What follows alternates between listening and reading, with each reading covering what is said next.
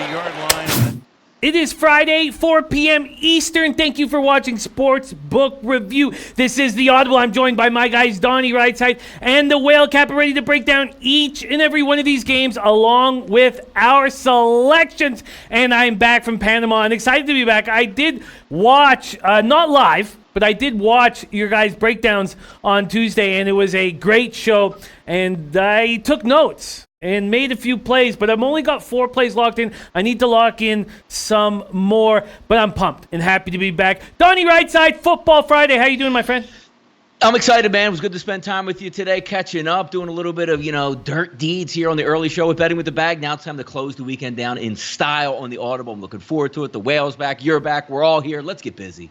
Let's get busy, and I am back and not in my Warren Moon jersey because 4 and 5 week for me, 4 and 5 week. It was all up to that over in the Philly Cowboys game. 14-7 right away, 27-7 at the half. I was like, man, Eagles are going to air this out. This is going to be cash. I'm going to be wearing my Warren Moon jersey, and I'm not in my Warren Moon jersey, sadly. Whale Capper, happy Friday to you. How are things? Hey, happy Friday to you, man. Sad not to see your Warren Moon jersey in action today, but we'll get a winning card either way.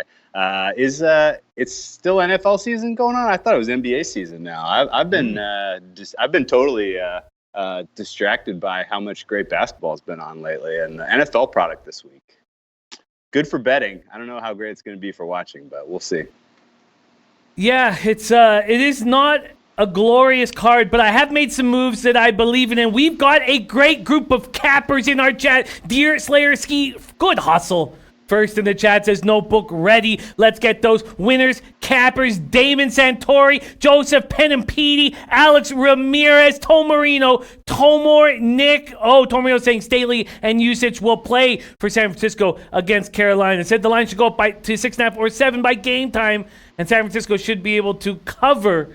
And we have other thoughts by some of the members of the Audible here. Robert Weimer in the house says, hey, all last week, me and the bags, correlated plays, didn't cash that much. I vowed to do better this week. Let's go and get that cash. We love you, Robert Weimer. Manny Sanchez, Brendan W., Jake Bell, Geghard A., Sean McRae, Cape Neal, Frank Nicholas Fogg, Jake Bell, Sherrigan, Emma Tarasu, Craig 77, Taylor H., Tasha M. What a great group. Eric Swells, Joe Rich Ramirez, Kanaskat, Major Tom Buffo on the beat, Marcus Sebastian, Anna Merrick. Great group. Ziggy Balls in the house. Let's get to work right now, and let's start with Giants Lions. Ford Field on Sunday morning. Lions opening up at -7. Now there's 6s and 6.5. 6 at Pinnacle. This total opened up at 48. Now there's 49.5s and 50s. Giants have lost 3 straight. Barkley comes back, carries 18 times for 72 yards. Daniel Jones now 7 picks, 6 touchdowns. Giants defense ranks 28th in yards allowed, 31st in turnover differential. Jabril Peppers found some new life. Marcus Golden looking good with 5 sacks. But their defense is susceptible. Kerryon Johnson on injured reserve this week. Underwent knee surgery. Who will be running the ball for the Lions? Will it be Ty Johnson? That's who is expected right now. Giants giving up 131 yards per game on the ground. Stafford having a nice season. 13 TD passes, 3 picks. Lions 28th ranked run defense at 139.2 yards per game. They've allowed 100-yard rushers in back-to-back weeks. And will Barkley be eating? Donnie Rightside, Giants, Lions.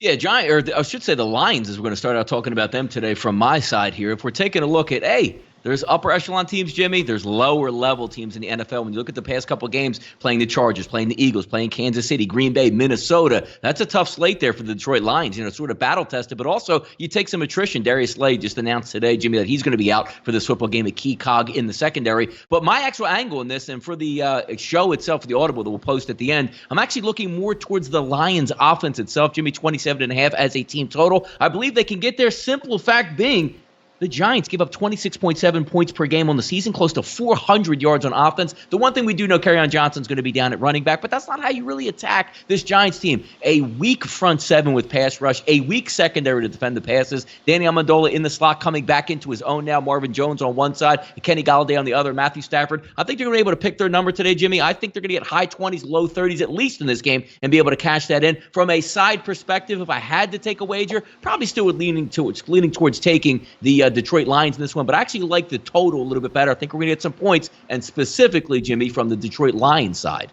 Eddie Obasoan, Giants, Lions, over. Gas Station Sushi saying max bet on the over in Giants, Lions. Whale Capper, Giants, Lions. You got to move on this? I think Donnie found the right angle there. The fact that Kerryon Johnson is out and who will be running the ball doesn't really matter. Kerryon Johnson was doing terribly. The Lions' offensive line is getting virtually no push. Their running game is completely off the rails. The fact that they had to go more to the pass in that Vikings game, I thought really opened the offense up. Hopefully they continue to lean in that direction instead of really trying to force it to one of these nobody running backs. That said, the Giants defense can be scored on. And I would have said, lay the points here with the Lions is the correct side, but there's whiffs of defenses quitting. The fact that they traded Diggs and that so many of the vets in that locker room were really torn up about that, I think speaks a lot to you don't really want to count on this defense coming out and giving you an honest effort for the Lions. So that probably leans to a full game over as well. I don't know if I can really bet a number this high with Danny Dimes out there. The way he's playing right now is not playing with confidence. This is probably the only look I could really endorse would be Donnie's play on team total over. It does seem to make a lot of sense. Robert Weimer said, I did take the over as my play of the week.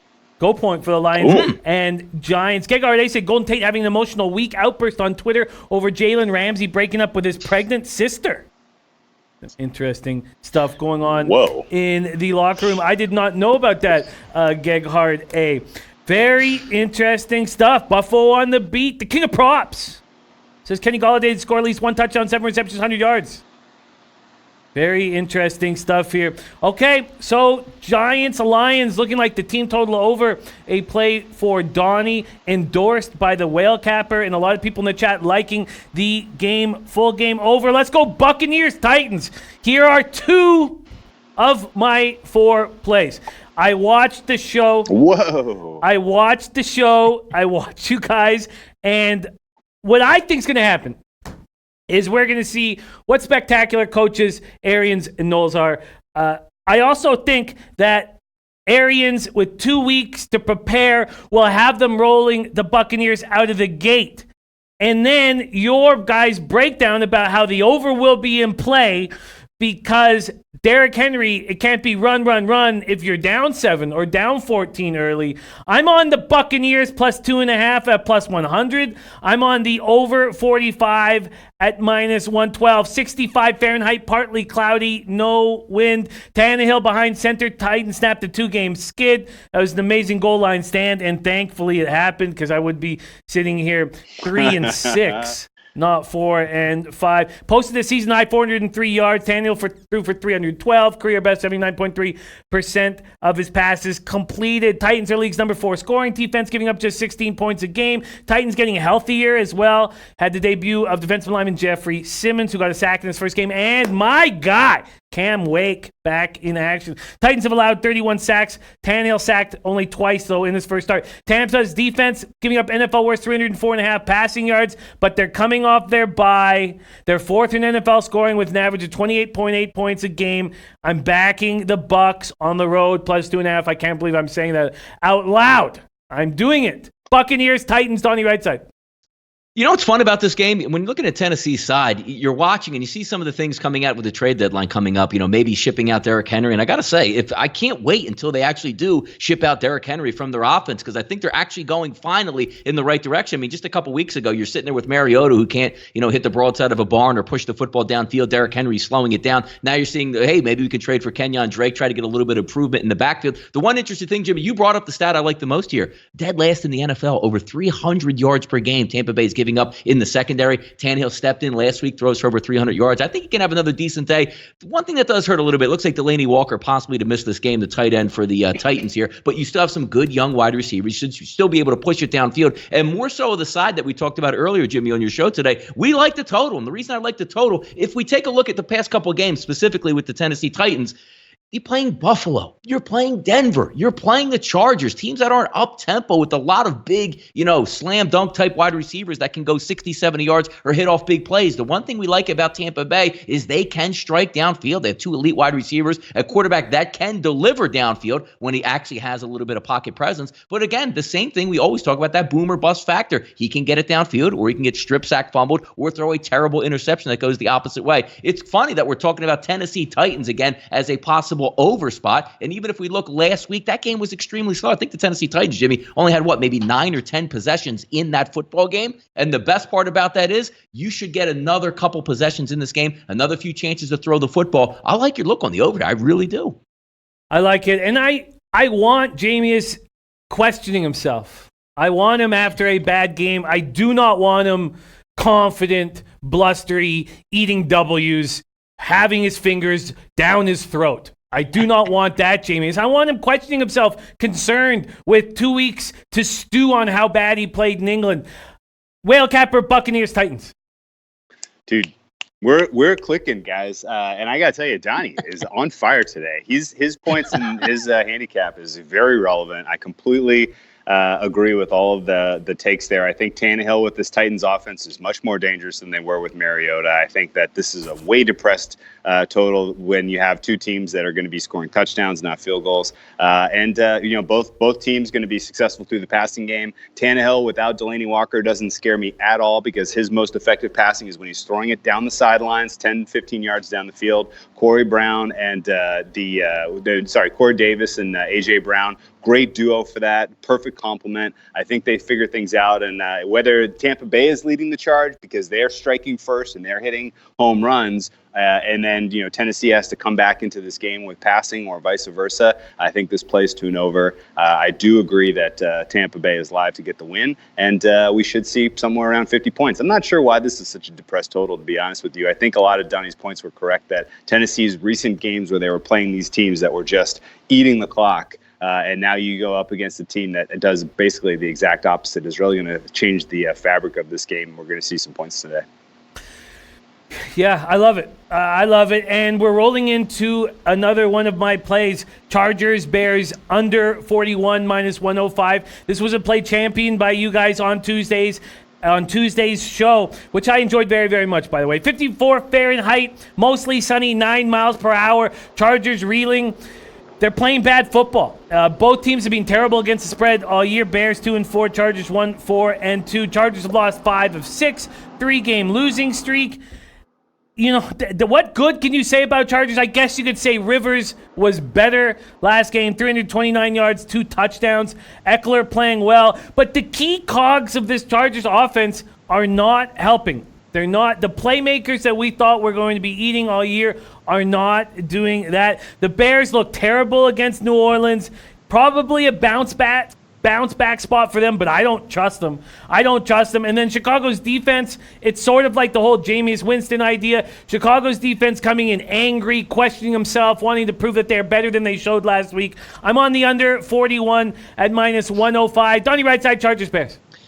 I like your look in the under. I really do, because notoriously now in this time of year in Chicago, you're going to get some sloppy field conditions, which usually slows down play and really affects players that hope to hit home runs, or shifty running backs out of the backfield. One, Tariq Cohen, and obviously Austin Eckler on the opposite side. But when we take a look and go into this football game, what is completely wrong with the Chargers? I mean, extremely banged up on the offensive line. But when you go in and play the Bears, do you know it worked really well, Jimmy, last week with New Orleans? They got on the ground. They started running. They started opening things up. Play action pass was working. A perfect performance by New Orleans. So you say, all right, well, how are we going to attack this team and be the Chargers? Hey, we got Melvin Gordon and Austin Eckler. Look at their last 4 games, actually 5 games on the ground. 73 yards versus Houston, 79 versus Miami, 35 versus Denver, 32 versus Pittsburgh, 39 for Tennessee, and the all-important rushing yards per attempts, 1.9, 2.3, 2.2, 2.4. You're not going to win football games, and the midweek hamstring injuries to your best football players technically don't work on the weekend. You saw Keenan Allen on Wednesday come up lame, didn't practice Thursday, didn't practice Friday. Game time decision on probably what's going to be a sloppy field anyway in high, grass conditions like they usually use in Pittsburgh. That doesn't bode well. So that's going to be all Phillip Rivers with not much at wide receiver, a running game that's not working at this time. If the Bears are going to get right in a football game, Jimmy, this is the one to get right with. I think if you're sitting on 41-40 or under in this game, you're probably going to be golden because I don't see too many big plays from either one of these teams in this game. I do like the Bears, and I do like the under, Jimmy. I like the under. I can't trust either of these teams. I can't pull money out of my wallet and put them on either of these teams right now. I could understand expecting more from the Bears here, expecting the Chargers to have given up. But, I love Casey Koenig. Casey Koenig says, do you think Mitch will be a good college football commentator? Because that's the job that's heading his way very, very soon. If he does not step up, Whale Capper, Chargers, Bears. I don't know about Mitch as a football commentator. He seems more like put him in high school commentating. That works better for me. I do agree with the under here. Under is my play on this game. I got 40.5. I think this is I think we have to take Nagy at his word that he's going to run the ball more. I think a lot of Bears, a lot of their totals that we have seen in recent weeks that have gone over have been born out of the fact that they're trying to reinvent themselves on offense. They're trying to pass the ball more, and I think to a degree Nagy is trying to prove to ownership and to the general manager that that Mitch is not capable of doing what is being asked of him. And all of his kind of bluster and press conferences this week and kind of acknowledging, we're going to run the ball more.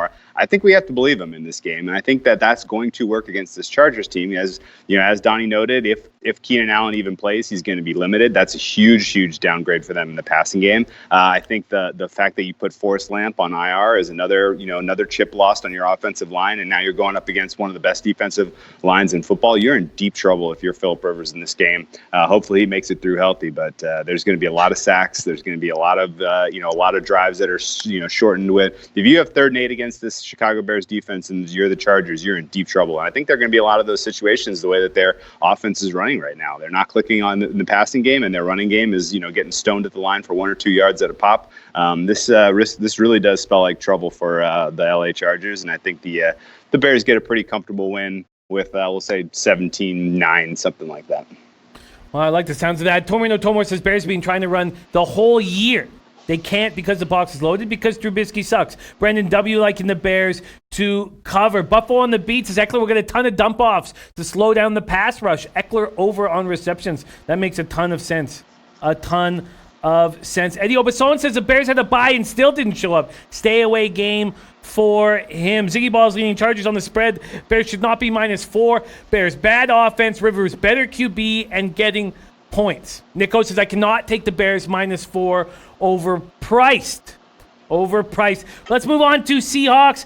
Falcons. Seahawks opening up at -6.5, now -7. Pinnacle actually hasn't opened it up yet. Not all books have lines on this spot because we're waiting to hear whether Matt Ryan will be in the lineup. This total opened up at 53. It's now at 52.5 at BetOnline, but still 53 everywhere else. Man, the Falcons are a mess. 1-6 against the spread. What horrible capping I did before the season started to think that this Falcons team was going to put money in my pocket. So we have now Atlanta Falcons team that's done. And then we have Seattle, who was just embarrassed at home by the Ravens, which you guys called. Donnie was on the Ravens +3. Whale Capper took it to the next level with the money line. If this Falcons team goes the entire game Sunday without recording a sack, they'll be the first team in NFL history to go 5 straight games without a sack, 31st worst defense in the league, and now their offense is only averaging 21 points a game. Man, Seahawks are playing well up until last week, and you guys predicted it to happen, and it did. Seahawks ranked top 10 in NFL in passing, while also gaining 127 yards per game on the ground, and they pick up Diggs from Detroit. You guys mentioned that when we were breaking down the Lions-Giants. Donnie Rightside, Seahawks, Falcons.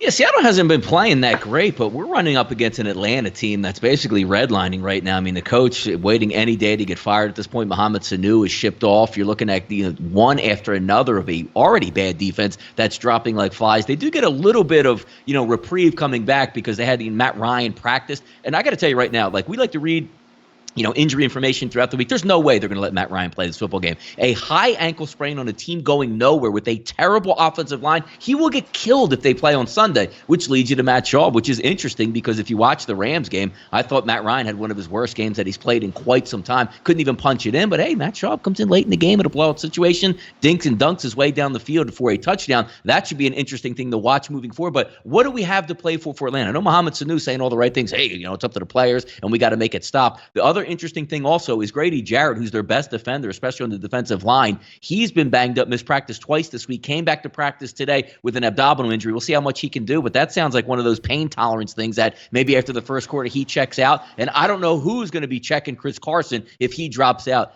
It looks like it's hard to take Seattle away from home and say you're going to have to cover 7 points, even though it is the Atlanta Falcons. So sometimes the easier side is maybe to pick on maybe a Seattle team total. But the reason why we like team totals is we like the other side to be able to push the issue, so you have to keep on returning fire like you're volleying back and forth. I'm not so sure we're going to get out of Atlanta. It's a complete stay away on both sides for me, even with the total. Way too many injuries. I'm questioning what Atlanta's going to do. And last week, if Atlanta couldn't rack up a lot of points in a blowout situation for the Rams, I don't know if they can do it this week either. And Sanu no longer even in the locker room to give them nice things to say about this team now, a New England Patriot. I hear why you want to stay off of this. I mean, there's no way I would have anything to do with the Falcons in any situation. It's interesting. Jay Pete says it's no Matt Ryan that big a deal. Schaub can move the ball. God, I don't want to. Last thing I want to do is have an over and be sitting there hoping that Schaub can move the ball because I certainly don't trust him. Whale Capper, Seahawks, Falcons. Yeah, this is an easy one for me to stay away from as well. The easy and obvious answer here is that the Seahawks are going to control this game from whistle to whistle, and they're going to score as much as they feel like, and they're going to concede very few points. That said, we know Dan Quinn, former acolyte of Pete Carroll. I doubt that Pete Carroll, he doesn't really have the constitution of a guy that really wants to bury his former assistants. He doesn't really want to, embarrass this guy and, make it even worse on him getting fired. So I could see a scenario here where you have a pretty comfortable lead in the second half and, Seattle takes their foot off the throttle and they just kind of, trade field possessions, shake hands after the game, and then see you later to Dan Quinn. So I think the right angle on this one is to look for a second half under, especially if the game state plays out where Seattle's got a 2-score lead at halftime. Yeah, that makes sense. And even as if you were going to back the Seahawks, you should probably only look to back them first half. I think Whale Capper is right about Carroll not wanting to hammer Dan Quinn and be the nail in his coffin, basically. So I think a lot of that makes sense. Let's move on to Jets, Jaguars. Jaguars opening up at -5, now 6 or 6.5, a 7 of Bovada. This total has been sitting at 40.5, but Intertops has moved it to 41, 84 Fahrenheit, scattered thunderstorms, 10 miles per hour in Jacksonville. Last week, ugly. Very, very, very, very ugly for these Jets. Darnold coming off his worst game of the year, his worst game of his career. Jacksonville's defensive line and Calais Campbell know that this is a quarterback questioning himself and will want to get after him. Jaguars' rush defense ranked tied for 21st in the league, allowing 121.7 yards per game. And Bell needs to get going. I mean, I'm going to cash the season rush yards under. I don't care if he gets going here. But if you're backing the Jets or a Jets fan, you better hope that Bell starts doing something here against this Jaguars rush defense. Jets, Jaguars, is this a spot for the under? Donnie Rightside, are you making a move here, Jets, Jaguars?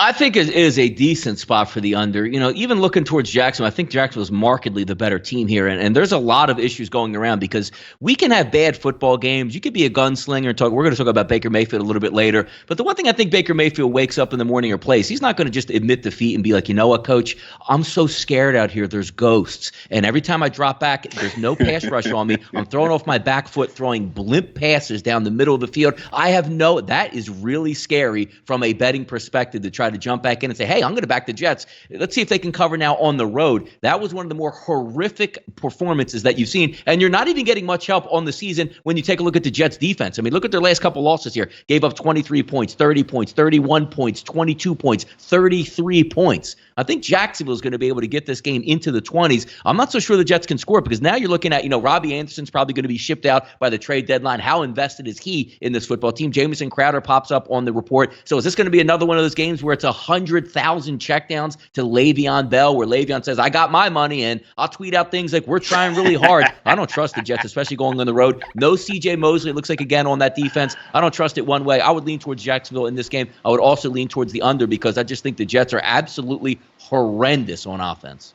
They looked awful, and you're right. Mosley not expected to be in the lineup. Robert Weimer says Jets always play horribly on Monday. This is a good spot to buy low for them against Blue Chew and the Jagoffs.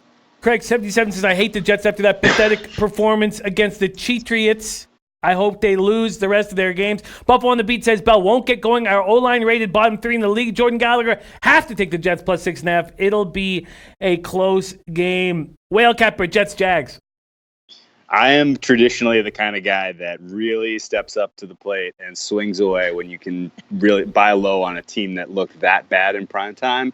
I could not walk up and put my money on the Jets this week. All of the points Donnie brought up about their limitations, their injuries, and Darnold seeing ghosts, I believe is real. Not that he actually saw ghosts, but that he is going to be limited in terms of what he's doing in the passing game. Given an opportunity, he's going to throw it out of bounds instead of trying to make a play down the field to to push the ball and get points on the board. So that flips it around and said, okay, well, is the team quit? Are we seeing signs that the Jets overall are giving up? And I look at their defense and the way that they played in that loss to the Patriots, and they didn't quit. They didn't give up. They were hitting hard. They were tackling hard. They weren't schemed well. Greg Williams is a poor defensive coordinator, in my opinion. But that didn't change the fact that you have a relatively healthy team, guys coming back, a great ability to stop the run. And so if you're going up against the Jaguars, who are expected to be leaning heavily on Leonard Fournette, are you going to be able to contain him? I think absolutely, which puts a lot of pressure on Jag Minshew to be the guy that gets this win. I don't think he does it by getting into the 20s. Personally, I think the Jets probably keep this game to field position, field goal sort of game, and I think this one ends up inside the number for the Jets. Well under 41 for the total. Yeah, I get why you'd like the under here, especially if the thunderstorms are timed right. Fournette running. Was this an official look on your card? Jets, Jags under? Yep. I got the under on this one. I played two pretty low unders this week, so it's gonna be a sweat on Sunday morning. Under on the Bears and under on the Jags. Did you pay to get a plus line, or are you getting the regular line? I can't 100% remember. I think I bet under 40.5 though. And at the time, it was earlier in the week, and the line has moved in my favor by about a point. So I'm in good shape on this one, I believe. All right, and we will pop up both Donnie's, Whale Cappers, and myself's actual card at the end of the show. All right, let's keep rolling along here. Eagles, Bills. Well, we have a bunch of bad games on this card. This is not one of them. I'm very excited to see if the Eagles step up here. And a lot of my colleagues are still backing the Eagles, and I have got off. I did not back them against Dallas. Part of the reason was because I happened to win the division, so that was basically the bet right there. But a lot of people still backing the Eagles. And sure, the Bills are not a 5-1 team, but this is not going to be an easy spot. 59 Fahrenheit, showers, wind at 20 miles per hour. 20 miles per hour. Bills open up at -1, got up to 2.5. Now there's 2s. The total 43.5, now down to 42.5 or 42. Eagles come in angry. Injuries all over the place. Starting defensive tackles Malik Jackson, Hassan Ridgeway, sideline. They signed practice squad defensive tackles Anthony Rush and Albert Huggins.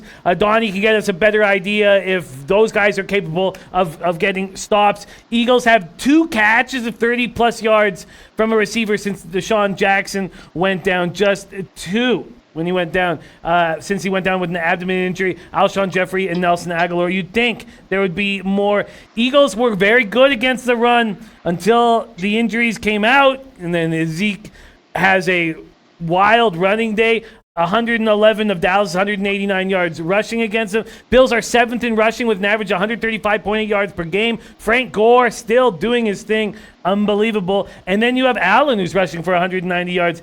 You have to think the Bills are going to attack these Eagles on the ground, because here's another guy. Josh Allen has longest completion, a 51-yarder to Colt Beasley in week 2. Next is Dawson Knox's 49-yard pass. That was 34 yards after the catch. So neither team capable of throwing the deep ball. Donnie, Rightside, what are you doing with your Eagles? Are you making a move on this game? No, I will be not betting this game, but I'm going to tell you why I'm going to not bet the game, and I'm going to tell you what you can expect from the Eagles down the line. The one thing that we keep, trying to bypass here is the Buffalo Bills are a good football team. You don't get to be 5-1 or 6-1 or whatever it is in the NFL without being a good football team. And yes, they even played the Patriots home 16-10, arguably outplayed the Patriots at home, but still lost that football game. When you're taking a look at the Buffalo Bills and what they can do as opposed to what has been happening to the Philadelphia Eagles, let's just take a 5-game snapshot of the Eagles. When you're playing elite quarterbacks, a la Detroit with Matthew Stafford, Green Bay with Aaron Rodgers, Minnesota, which Kirk Cousins is not an elite quarterback, but he is playing like an elite quarterback, and then you have Dallas and their offense as well as Dak Prescott. Those teams have lit up the secondary of the Philadelphia Eagles because, A, they have really good wide receivers, a good scheme on offense, and really good quarterback play. Look at the game they played the Jets, where inept on offense with not so good a quarterback, they blow them out 31-6. So a lot of people are going to take just the last 2 weeks and say, ha, Minnesota blew them out. Yes, Kirk Cousins is airing deep balls to 2 elite wide receivers. The Dallas Cowboys, 100% healthy on offense. Again, lit the Eagles secondary up. Yes, an unbelievable offensive line, a quarterback playing well, a dominant running back, and Amari Cooper, one of the better wide receivers in football. And yes, Michael Gallup is back in that offense. That's what you have to take out and look at these games. Now, getting back to the Philadelphia Eagles and what they do and can do in this game, it's tough because everything comes hard, Jimmy, for the Philadelphia Eagles right now. You don't have that easy outlet that you had in game 1 where, oh my God, everything's breaking down. It's 3rd and 8. Hey, Deshaun Jackson's 15 yards behind everybody. Let me just airmail it and get a quick touchdown. That doesn't happen, so it's more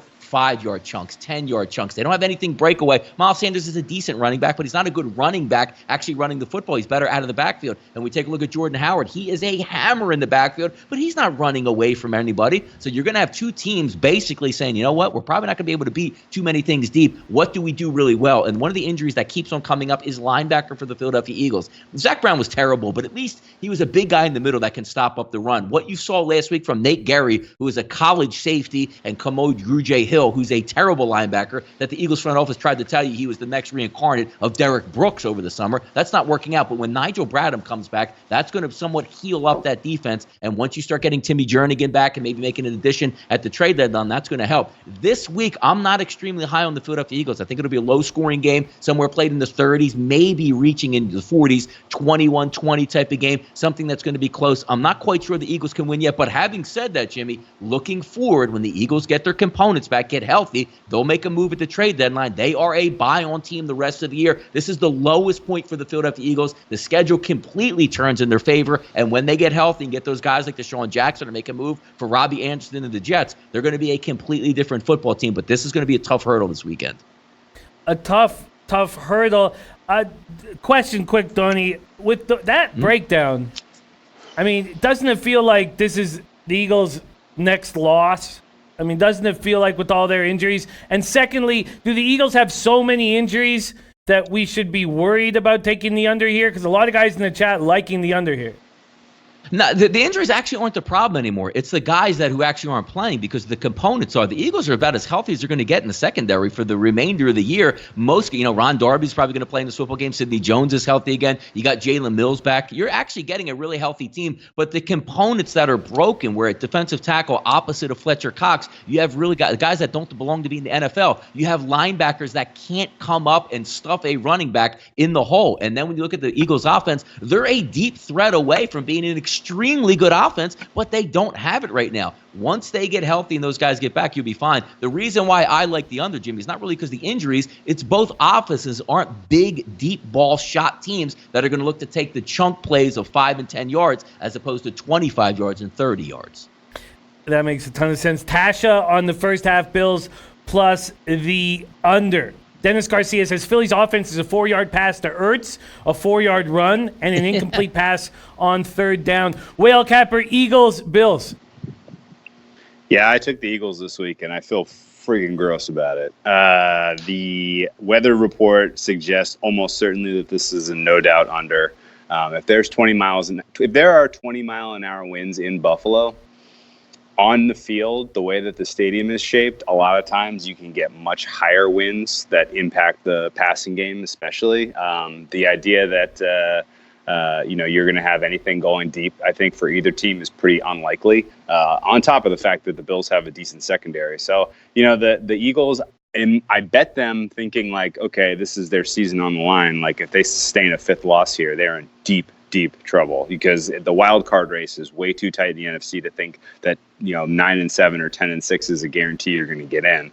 And so I expected that hey, we man up, everybody. Even if you're not feeling well, like we're going to get you out there on the field and you're going to contribute. And then you look at the injury report today, and half the team is freaking out still. So. I don't think, Deshaun Jackson in or out of this game was going to matter. I don't even know if we'll see Jackson this year. I think Donnie's been kind of on that read for a while. But either way, this feels like a last stand kind of a moment for the Eagles. And if they can stop the running game for the Bills, and in turn, if they can enforce their will through the running game on the Bills, then I think they have a shot to get the win here. At this point, it feels like a coin flip. I backed them on the money line at, I think, plus 118. So, a little bit of value if it is truly a coin flip. But I got to tell you, I'm not feeling great about it. And it's especially tough because I've backed them their 2 previous losses on the road here. This is their 3rd consecutive game on the road. And Donnie's right. From this point forward, they turn to a buy team, a buy on team. And I will have already kind of potentially ditched a whole portion of my bankroll trying to buy low on them. And we may be a week away still from the actual bottom. Wow. Tough spot, but I think the under is screaming in my face at this point. And also, it just listening to your breakdowns, I feel like the Bills are the play. Here. Let's move to the game across the pond in London. Bengals, Rams. Rams open up at minus 12.5. They were all 13s on the board, but now there's 12.5s again. 12.5s a bookmaker bet online. Bovada, Heritage. This total opened at 48. It's still there at Pinnacle. Juice to the under at minus 117. It's gone down to 47 at a lot of books, 47.5 at others. Rams are out of the country for the 3rd time in 4 years. They have more experience with this than the Bengals. Rams' turning point may have come last week with that smash of the Falcons that we were on. It was a nice win for us.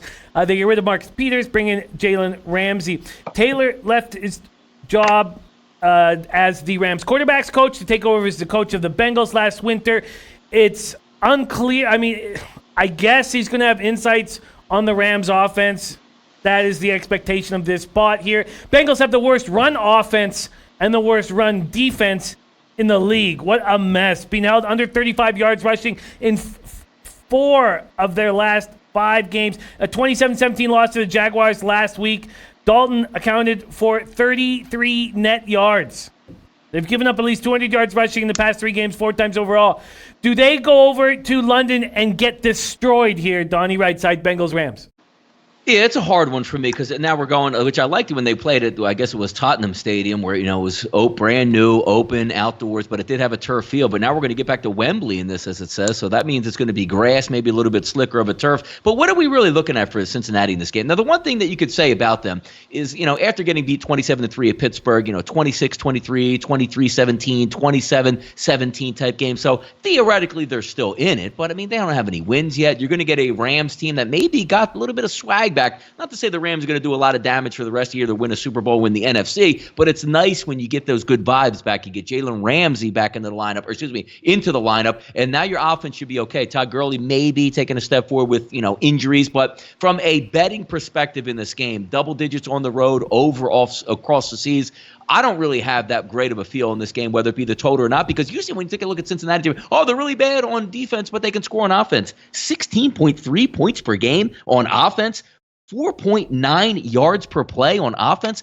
I don't know where the points are coming from Cincinnati. It's one of those things where if the Rams say, you know what, let's get cooking at wide receiver, they can't really defend us, because when you take a look at the opposite side of the field, they're giving up 6.5 yards per play on defense. The Rams should win, and should win easy. They should name their score. The only problem is, if you're looking at maybe a total perspective, is what's Cincinnati going to actually bring to the table? What do they care? And shout out to Cincinnati, who's saying all the right things. Hey, man, we're going to hold A.J. Green now. We're going to get him next week, like they're going to make a playoff run or turn their season around. I don't know what the Bengals are doing, but they ain't winning this football game. Sean Mick says Rams halftime, full-time, a nice price to add into a parlay. Ahmad Rogers says the Bengals are cooked. SM giving us a final score of 30-14. Robert Weimer says 48 seems very high for London, like the under, possibly. Whale Capper, Bengals, Rams. I laid the points here on the Rams. This was pretty easy, no-brainer.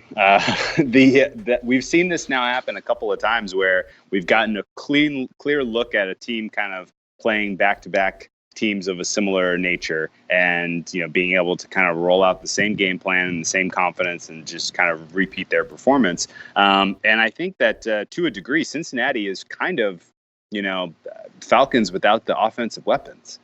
They have huge limitations in their secondary. They can't cover very many people. They're certainly not going to be able to, put a lid on the passing attack from the Rams, and Goff and his wide receiver sets are going to look awesome in this game. On the other side of the ball, their offensive line is horrific.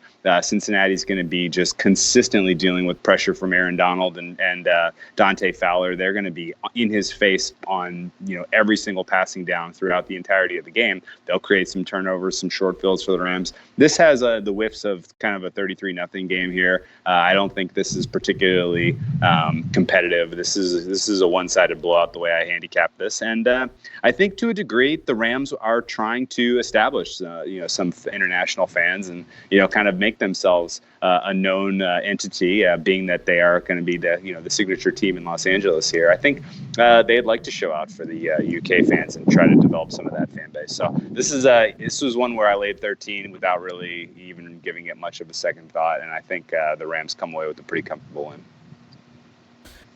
It's a good argument, and makes me want to back them as well. Casey Koenig says, don't ever start a sentence with, I like Cincy. And that reminds me very much of Jay Peach, who used to say, never lean Lions. Whale Capper, who I don't often see Whale Capper backing these big spreads, and he's doing it here, which I find very appealing to also back the Rams here. And weather, by the way, it's raining right now in the UK. It's raining right now in the stadium hard. It's raining all week, but it stops on Sunday. 47 Fahrenheit, partly cloudy, 5 miles per hour. So the field is drenched right now, but should be good to go come Sunday. Let's go Cardinals, Saints. Saints opening up at minus 10.5. There has been an 8-cent move to the Cardinals, but it's still at 10.5. This total opened up at 49.5. It's now at 47.5. You can still find 48s and 48.5. New Orleans rolling. And I did put it in my pocket, Whale Capper. I did put a couple hundo on both the Saints to win the conference at plus 250 and to win the Super Bowl at plus 500. I needed it. I just want it in my pocket. This team Man, they're a dangerous, dangerous football team. And we see this in all sports. You take away a star and the team gels and comes together, and then you add that star back, and usually you can go on to glory. Saints top 10 in NFL, both points and rushing yards allowed per game. Cardinals coming off a road win, and they're playing good football. Chase Edmonds stepped up. Kingsbury's doing a much better job than I've expected. Cardinals 3 straight wins, have a chance to go above 500 at the halfway point. I'm shocked at this. I'm shocked that I'm saying this, but should the Saints be double-digit favorites here at home? Probably, if you look at what they did against the Bears. But still, I find it difficult to trust the Saints team as a double-digit favorite against anybody. Donnie, Rightside, Cardinals, Saints. I think we're getting baited in this game. Honest to God, I do, because my initial reaction is, hey, man, Arizona's playing really good football. 3 straight wins, and they're getting double digits. We don't know if Drew Brees is going to come back in this game just yet. They have a bye week coming up. Maybe they're going to sleepwalk through this game, which are all valid points. But when you got to take a look, when we talk about leveling up in competition, Carolina, this last 5-game snapshot for the Arizona Cardinals, Carolina smoked them. Seattle smoked them. You know who they beat? Cincinnati by 3. Atlanta Falcons by 1 on a missed extra point, and they beat the New York Giants. You are really leveling up going down into the Dome this weekend by a team that's loaded. And what I mean by loaded is on the defense. The Saints are loaded on defense. So what's going to take place in this game? We got the rookie going on the road, 3 straight wins. They're feeling good about themselves. Maybe, back-to-back road games now. I look at this number and I see the 10, and immediately I try to find a way to take the New Orleans Saints because, yes, I don't think Drew Brees is going to play in this football game. I think it's going to be Teddy's game. I'm not even so sure that, Kamara would even come back in this. But I think the defense and the area that they're going to be playing in, and what I mean by that is down in the Dome. It's going to be loud. You're going to be on turf against a very fast and athletic front seven. The one thing that you need is a solid pass rush to try to get after Kyler Murray. The Saints are going to be able to do that. The Saints are going to be able to control this football game. And if I can get 10, looks like it's hovering between 10, 10.5. I would lean towards taking the Saints because when you level up against the bottom feeders that you've been playing on, now you're going to get a shot at the champ right now, and I don't think they're ready for it. Oh, this is a game that has so many different moving parts in Cardinals Saints right now. Torino Saints will likely try to shorten the game. I'd lean under. Whale Capper Card Saints. Yeah, no, Donnie laid out exactly why I did not bet the Cardinals because I was thinking really, really, really hard about it. I know that we made the case last week that the Saints are the right look in the futures market and that they're really going to be control their own destiny at this point. But they played up. Everyone on the team has kind of carried the water, that done their job, elevated their performance to make up for the loss of Brees and to kind of make up for the limitations of Teddy Bridgewater. And at some point, they're going to exhale. At some point, they're going to have a letdown game where everybody's like, we need to kind of regroup here. And this sets up that way to a degree. They're going, they have a bye next week. They're double-digit favorites at home. The Cardinals weren't expected to do anything, and yet here they are, kind of put together a little bit of momentum. They're figuring themselves out, their identity. They're getting pieces back healthy. They can rush the passer. They have a cover corner now. This has all of the recipes for a Saints letdown and a Cardinals, Cardinals stunner. But what Donnie said is absolutely true. The Cardinals have beaten no one. They haven't really competed at all with the top-level competition in the NFL this season. And this is kind of the game where you think, ooh, I'm going to get too cute, and I'm going to bet the Saints let down here. And, the Cardinals come out and throw 4 picks, and, the Saints win 50-0 or something. Nick O says Saints win by TD, Cards covered. Jay Peach says Cards plus 10 has to be the play. They should keep it within 9. Dennis Garcia says Teddy covers 5-0. Against the spread, but this is a different point spread range. Teddy covers. I haven't heard that. Look at that, using his name, yeah. Robert Weimer says, I haven't heard that. Robert Weimer says, good call. Saints will try to play slow, but the midget quarterback for the Cards worries me. I'm not sure if I should have said that out loud. Okay, let's move to Broncos at Colts. And I've been excited to talk about this game because I get to see what Whale Capper and Donnie Rightside are on before the show starts. And I expect some fireworks here. Yes. Are the Colts the type of team with Brissett behind center that still isn't challenging themselves in all situations? Because I think that they are. And I think the Broncos have given up. And the trade for Sanders was that final straw. And Chubb hurt, and Denver trounced at home by Kansas City. Look, they could do nothing against this terrible Kansas City defense. They 71 yards rushing on 21 carries against the Chiefs last week. They throw for 213 yards and give up 9 sacks. 9 sacks that ate up 79 of those yards. Darius Leonard returns against the Texans. He's back in business. I am on the Colts. Now, I got him at -5, but I had to get some picks in for the Pick 6 show we do on Wednesday. And at that point, it was just changing, but it hadn't changed at Sportsbook Review, on our odds page of Sportsbook Review. So I was waiting for it to change. It did change. I got it at -5 at -105. I am backing the Colts. And Donnie Rightside got an even better line than me on the Colts. Donnie Rightside, please fill me with confidence before Whale Capper takes it away. Yeah, exactly. Meanwhile, we're going to go head-to-head on this one because this is one that where sometimes we take a look at the numbers. The numbers make a lot of sense here because when you look at the Denver defense, they should theoretically keep you in just about every game, and maybe you're looking at the Indianapolis Colts offense saying, well, it's not that good, and Denver's going to be able to run the football and probably keep it close because this line opens up, around like 6.5, and it even dipped as low as 4, which if you take a look at SBRodds.com, Pinnacle's still showing a -4, -114, and that's really the line across the board, no less than 4 or 4.5s. Primarily for a lot of other books out there. Now, this is an interesting one because some things that you have to take away because if you just go by the numbers, hey, well, Denver's going to hang in. I've been a big Denver backer for most of the year, but there comes a point where I just look at the football game and I say to myself, I'm going to get a much better head football coach, offensive side, that we're going to get with Frank Reich. You're going to get a good offensive line. You're going to get a home team. You got the good feelings back last week. You actually have back-to-back wins against the elite teams or some elite teams in the AFC with going on the road and knocking off a previously unbeaten Kansas City Chiefs team. And you had a 2-touchdown lead with 3 minutes to go against the Houston Texans and held on in that one for a touchdown cover. When I look at the Denver Broncos, there's a lot of things I do like, again, on the defense from what they have.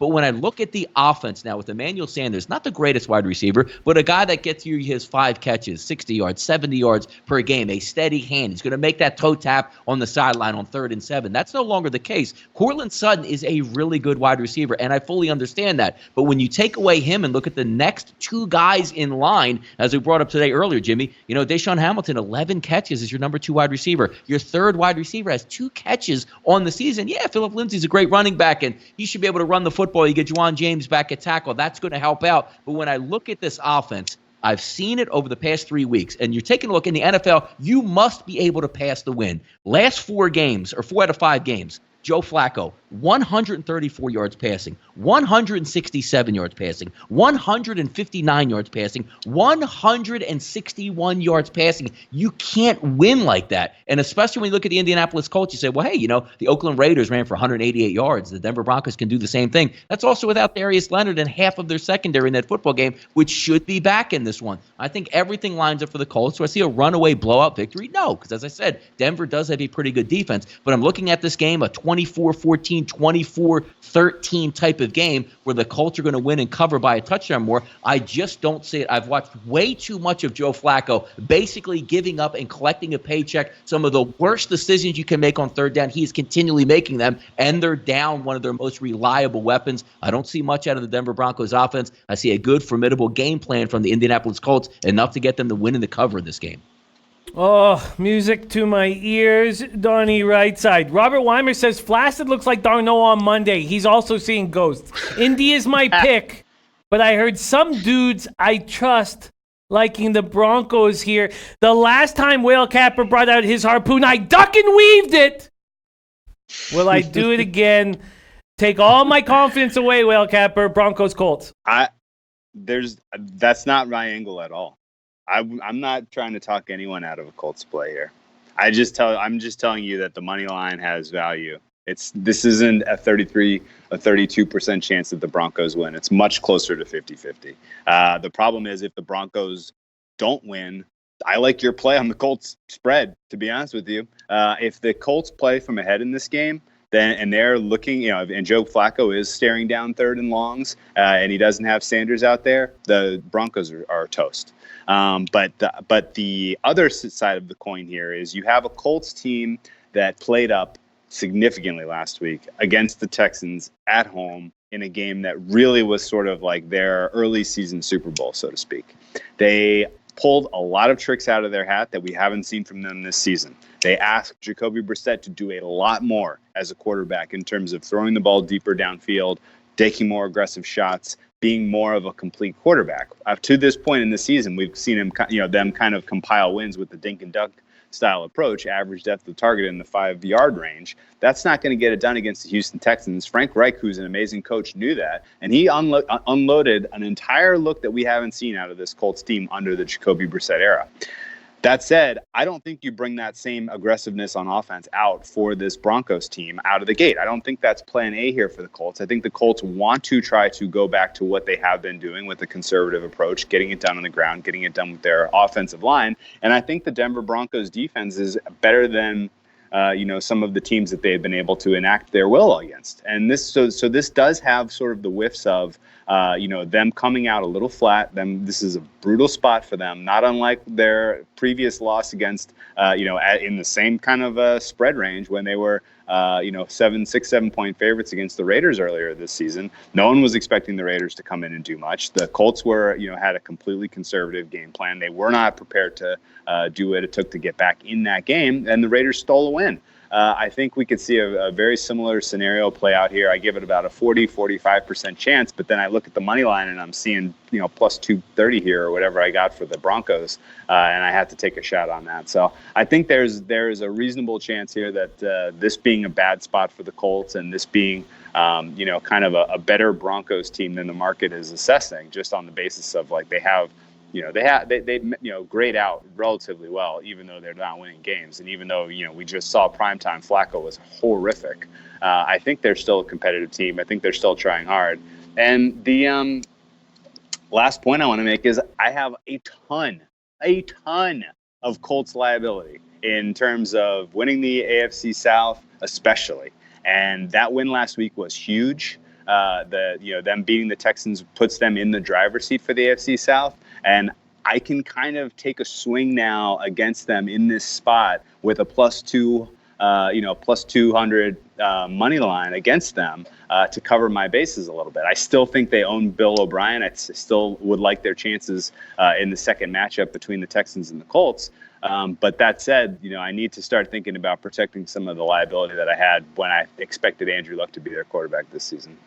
That's, I'm cheering for you in that regard because you will be able to, stop sweating now. And I'm surprised. I'm happily surprised that you're in a position where you'll be able to at least get that division casher. And when I brought on Dave Mason from Bet Online, he was telling me that when the win total went down to 6.5, the over got hammered by cappers, and great look by those guys who were doing it. Torino says Colts in a flat spot here. Denver was embarrassed last game. I'd lean Denver. Nico says Pinnacle is Colts at -4. Wow. Yeah, Nico, I was the same thing. When Donnie sent in his plays, I was like, -4. And I was like, God, good work, Donnie. As soon as I saw that, I was like, great find, Donnie. It's so funny. That's more than half the battle, it seems, is getting that line. And Donnie did a great job getting it at 4. Torino says Colts flat spot here. Denver was embarrassed last game. I'd lean Denver. And Ziggy Balls agreeing with that look.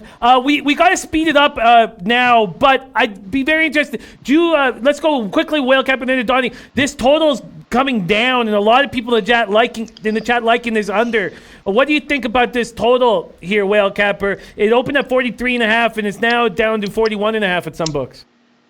No, I think there's going to be too much potential here for quick scores, and I don't love I don't love the likelihood that this stays under. This smells too much like the Raiders Colts game. And what was that, like a 54-point game? Yeah, it's 28-17. Was it 28-17? I'll have to double check. Maybe that doesn't sound right. Donnie, total in this game. Yeah, you got to hold. I mean, if we're looking at taking the under, I mean, it's obviously going to be tough, just hovering around 40. But quick on this, last 3 games, 33 points, 16 points, 36 points. Really, Denver screams playing to an under. But Whale Capper's right. It's whatever the game plan is going to come out for Indianapolis. If they're going to say, you know what, let's just not make the big mistake here, it'll probably play to an easy under. But you never know, man. They come out firing the ball, and Joe Flacco hits a couple deep plays off and forces in the Colts to play into it. You could get a total, but I don't have a great feel for this one. And yeah, you were absolutely right, Will Kemper. I was off there. It was 31-24. You're right, 55 points exactly. I don't know why 28. I guess I think what happened, actually, I remember it. I was with Flash, and he was heavy on the Colts that day, and I turned it on, and I saw 28-17, and I just thought, don't say anything. Don't say anything. Let's just enjoy this afternoon. Broncos, Colts, there it is. Okay, let's move on to Panthers, Niners. Man, I've heard some very interesting looks on this game. The first thing that I saw when I was looking at weather today was 24 miles per hour winds. 70 Fahrenheit, sunny, 24 miles per hour winds. Niners off to their best start since 1990, one of 2 remaining undefeated teams. They opened at -6 and quickly went down to 5.5. This total at 42 and is now at 42 or 42.5. They had another big piece in Emmanuel Sanders. Man, and they needed it. They were last in the NFL with just 49 catches from wide receivers, second worst in the NFL with just 679 yards receiving, but first in the NFL in pass defense, and they're allowing just 10.7 points per game. San Francisco is the first team since the Vikes in 1988 to allow 50 or fewer net yards passing consecutive games. Panthers have 23 sacks, forced 14 turnovers in the past 14 games. Kyle Allen, 4-0 this season as a starter. 106.6 quarterback rating, 4th best in the NFL. Donnie, Rightside, Panthers, Niners. It's a tough one, side one for me, to be honest with you. I always like the teams that are rested and ready. Kyle Allen, all he does is win out there, and there's something to be said about it. I really like the way San Francisco's playing. What a gutty performance, because if you look at, they only beat Washington 9-0, but when everything is not going your way weather-wise and you can barely move, the tougher team, the more team with the fortitude wins those games. They won that 9-0, which was pretty impressive. But now you go back home. You know what I'm actually looking for in this game? I don't know if it's going to get fantastic quarterback play, because when you look at both of these defenses, they're really good. They're really athletic. There's going to be some pass rushing. You got great linebacker play. If you're going to get maybe that 41.5 to 42.5, I'm actually leaning towards the under, and it's hard to say with San Francisco. Yes, getting Emmanuel Sanders. Last week they scored 9 points, but you can't fault them for scoring 9 points, because nobody could barely even throw the football more than 10 yards in that quagmire and rain down in D.C. More than a side in this one, Jimmy, I actually like to look to the under. I think they're going to really play each other well scouted, good defenses, not a ton of big plays. I'm going to look for maybe staying under that total, 42, 41.5. I like that. I like that too. Robert Weimer. Actually, why don't I close with that? Tomino says 49ers are getting healthy, and they traded for Sanders. You can't run on San Francisco with their defensive line. I think San Francisco wins a low-scoring game. EJV. Niners win, but not sure about covering. I like under better. I think I'm going to make a move on this under. Robert Weimer says, I'm jumping in front of the Niners train. Look for my bones on the track for Tuesday and the under. Robert Weimer, you'll feel nice hearing this. You are not alone. You are not alone. Anytime somebody says you are not alone, usually there's been a tragedy and you're sobbing. Not this time. You are not alone. Whale Capper, make Robert Weimer feel better about this look. Well, whale bones are all the rage nowadays. There's submarines finding whale bones at the bottom of the ocean, and my avatar currently a whale skeleton. So I'll be right there with you. I'm throwing my bones on the tracks as well in front of this Niners train. I think they have traveled a lot lately. They have poured a ton into these games, these wins. It's impressive what they've done, but they're not doing it in a way that they are commanding the game with offense. They are simply asking their front seven to go out there and get after it in the pass rush and, make a play, make a stop. And, at some point that's going to come to an end when they come up against, a master of football like Kyle Allen. I'm not sure if you guys knew, but it's Kyle Allen's world and we're all living in it.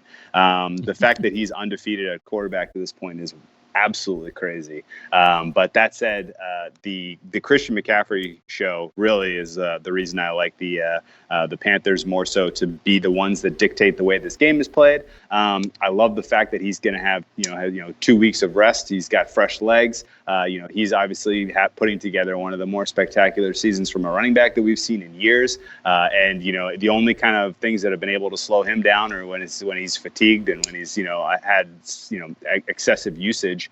So the fact that they're coming off a bye and that they can lean on him in the run game, I think is huge, because as great as the Niners defense is, there have been examples where teams have been able to put together a pretty decent running attack against them. So I think the Panthers can do that, and I think they can dictate. I think the under is a solid look, and I think the Panthers have a ball hawking defense that is going to be able to pick Jimmy G a couple times. We're not seeing Jimmy G light the world on fire. He's not out here putting up performances that are worthy of his contract or his status as kind of the clear leader of an undefeated team and franchise. But he may get there, but he's not there now. And I think this Carolina defense is a nice matchup for them. I love the fact that they have linebackers that can cover Kittle. I love that Jimmy G does not really have a ton of chemistry going with his wide receiver core right now. They lean pretty heavily on their running attack. I think the Panthers bottle them up. This plays a lot of ways. I feel a very similar outcome to what we saw when the Panthers took on the Houston Texans and came away with a 16-10 win. I think they can go and pretty much repeat that exact script here and come away with an ugly win. So I back the Panthers on money line. You have an exciting card. There's no doubt about it, Whale Capper. And the under sounds appealing. I keep saying unders. Maybe now we get to an over. Raiders, Texans. Texans open up at -6.5, now -7. If you're just looking at the box score, I lost with the Raiders against the Packers. I lost with the +5.5. I mean, I could have got it 6 earlier in the week, but I got it at +5.5. If you're looking at the box score, you're like, man, Raiders were trash. But the Raiders had a couple bad breaks. The Raiders could have been in that game and taken it down to the wire. Maybe the people looking at the box score are the reason why we're getting 7 points here. Should the Texans be trusted as 7-point favorites? And what do you think about this total? And after all of our talk about unders, is this an over spot? Donnie, Rightside, Raiders, Texans.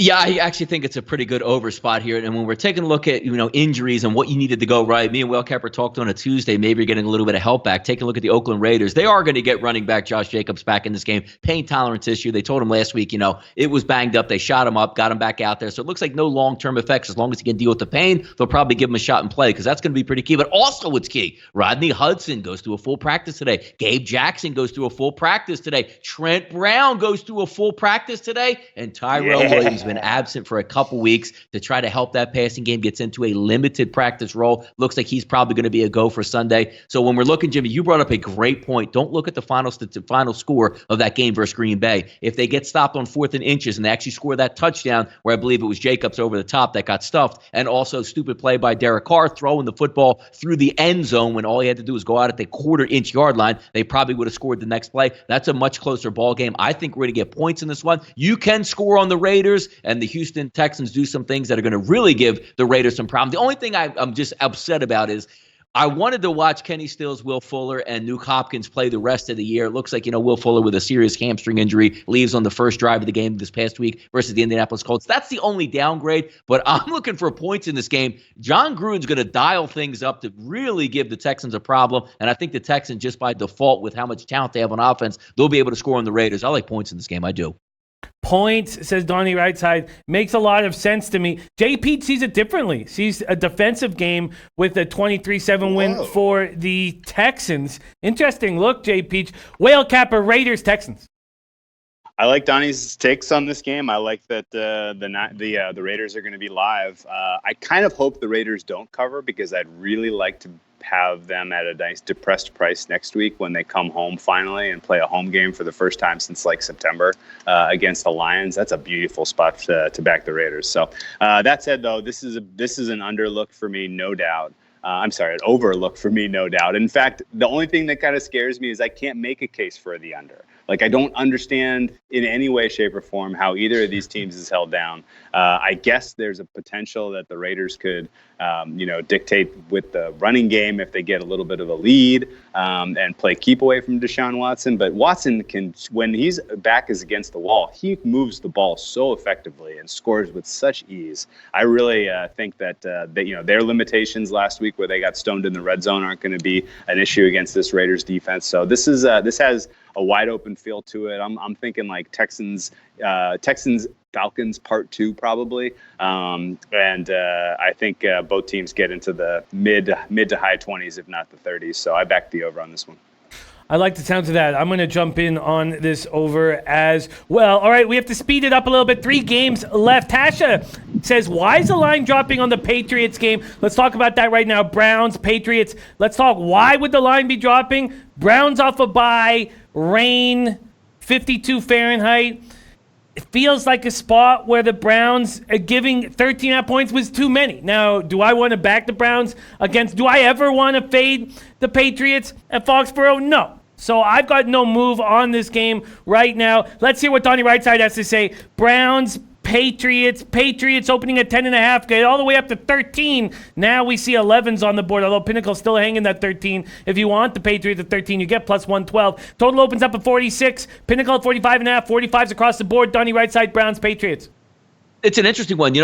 Full game, sometimes you worry about Freddie Kitchens and Baker Mayfield forcing some passes, but I actually think the Browns should be live even on the first half line in this one. Through their 6 games this season, they did have a bye. 4-2 straight up against a number. They did lose one game 12-6 in the first half. Got busted up a little bit against the 49ers. But looking overall full game, the New England Patriots are sensational defense. I'm not taking it away. And a lot of people are going to say, which I'm going to try to make the same theory as well, they don't play anybody. Well, if you don't play anybody and you continually shut teams out and hold them under a touchdown, that's who you played and you dominated. It wasn't like, they just squeaked through this football game. But having said that, looking forward, Pittsburgh was woefully underprepared in the first game. But then you played Miami. You played the Jets. You played Buffalo. You played Washington. You played the Giants and the Jets. You didn't have a single gunslinger quarterback. You didn't have a single wide receiver that could beat you deep or threaten anything. You didn't have an all-pro running back or all-pro caliber running back like Nick Chubb coming at you. And also the good thing about the Cleveland Browns coming at the appropriate time on the bye, their secondary is going to be intact in this football game. Greedy Williams will be back, as well as Denzel Ward. And you have an athletic front seven because we know Tom Brady is slowing down by the minute.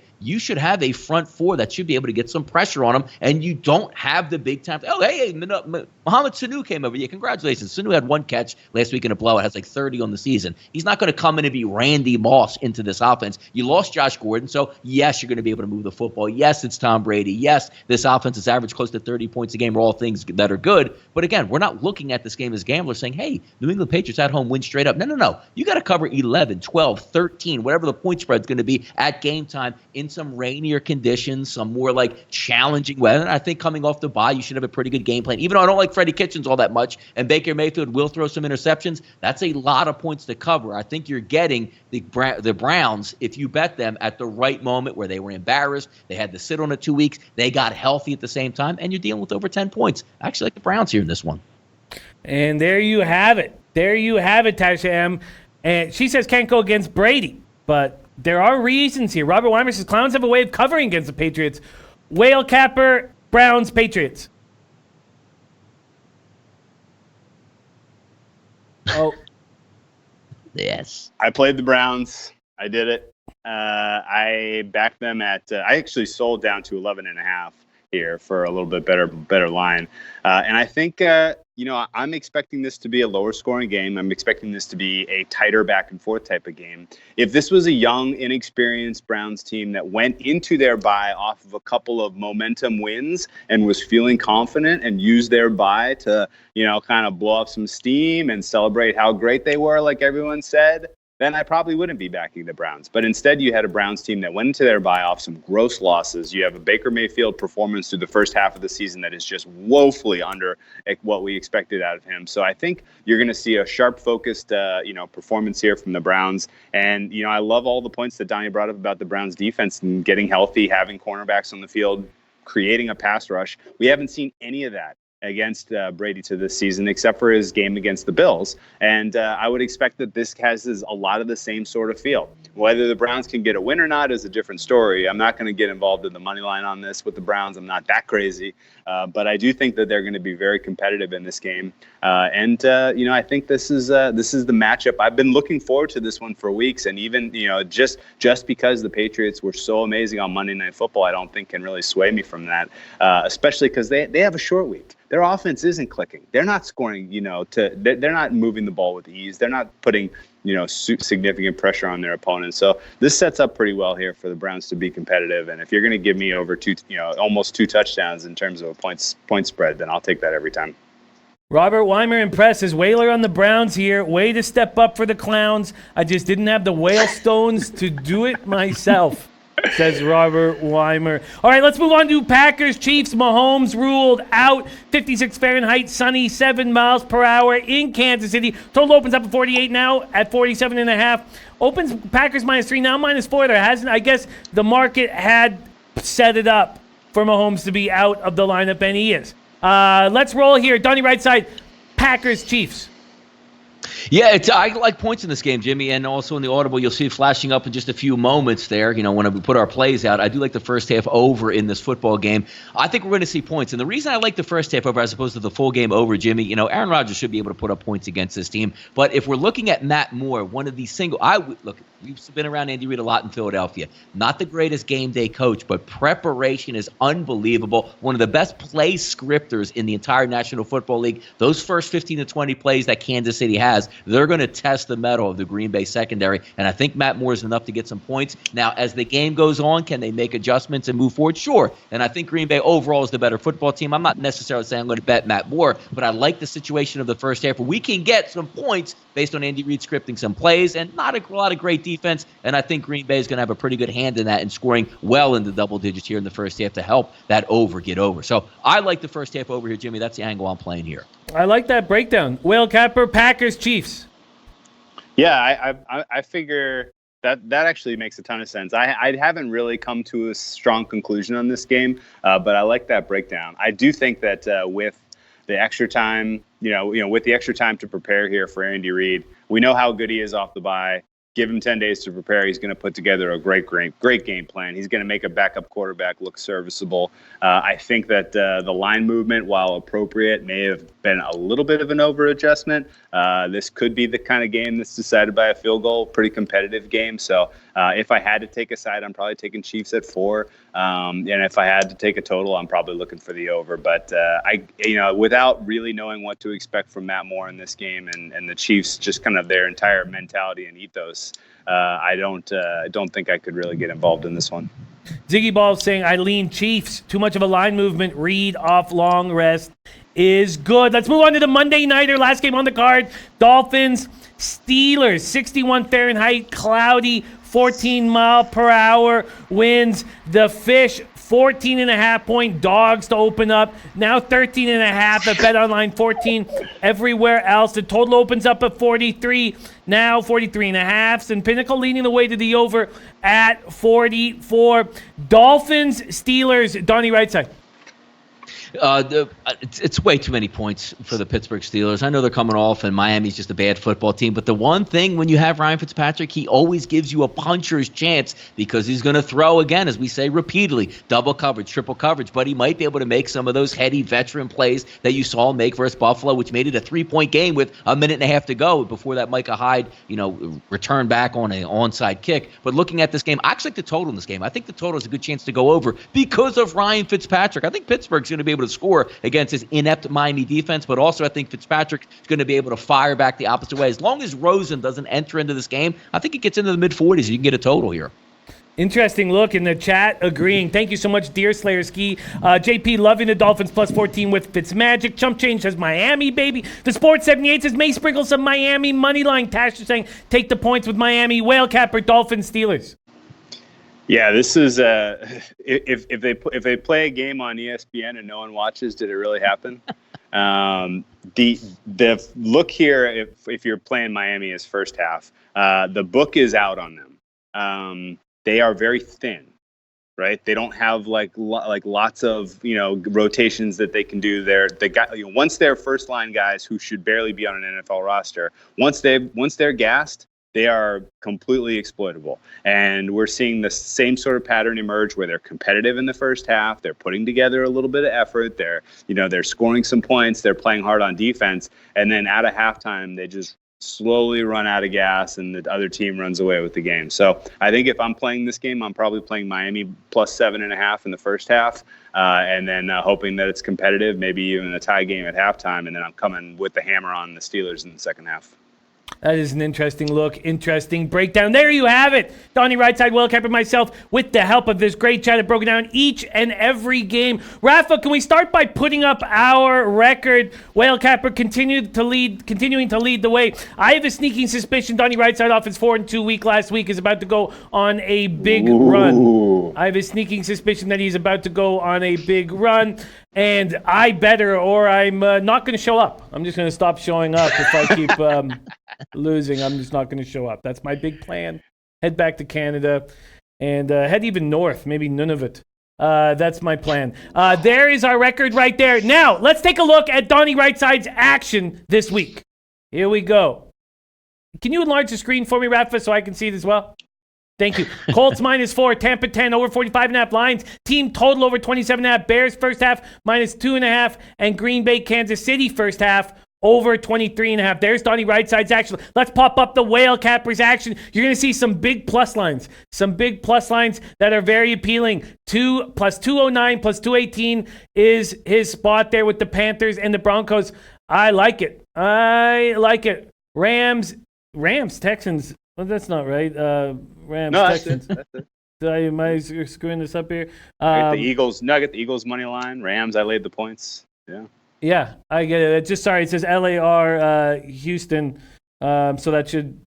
Okay. That's Oakland, Houston. Yeah, Oakland, Houston. There it is. That is the Whale Cappers action. And then I'm only 4 plays in, but I've got a lot of good angles now after the show. There's my action. Colts -5, Chargers, Bears under 41, Buccaneers +2.5, and Tampa, Tennessee over 45, -112. There is our action right there. Marcus Sebastian says, I hear Greenland is beautiful these days. Might be worth it. Might be worth a shot. Thank you, Marcus, for that great idea. I love it. We have no show without these great cappers in the chat. Thank you guys so much for all your insights and all your humor. I just love being a part of this show with you guys. Donnie Rightside, any last words for these great cappers in the chat and those watching from home?